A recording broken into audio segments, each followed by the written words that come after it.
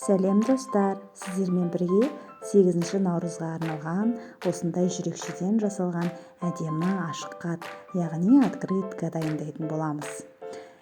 Өз қолымызбен жасаған туынды қашанда бағалы. Бұндай ашық хатты анаңызға, әжеңізге, ұстазыңызға, не болмаса әпкеңізге берсеңіз болады. Олар бұндай ашық хатты алғанда шын жүректен қуанары анық. Ендеше іске сәт. Ашық хатты дайындауға бізге қызыл және ақ түсті қағаз, желім, қайшы, қалам және сызғыш қажет болады. Қызыл түсті қатты қағаздан жүрекшенің формасын сызамыз.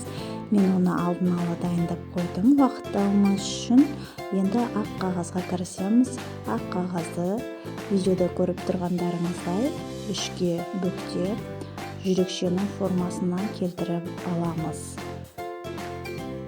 Жүрекшені ақ қағаздың үстіне қойып, оны қаламмен сызып, ақ қағазды сол пішінмен қырқатын боламыз.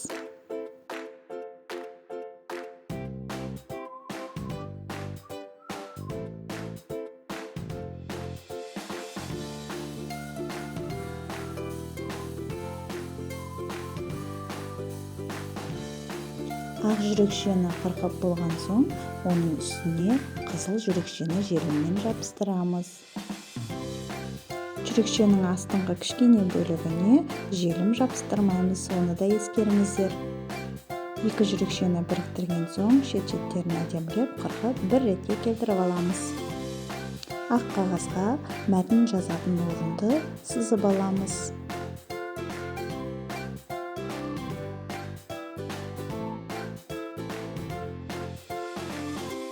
Мінекей, біздің 8 наурызға арналған ашық хатымыз даяр болды.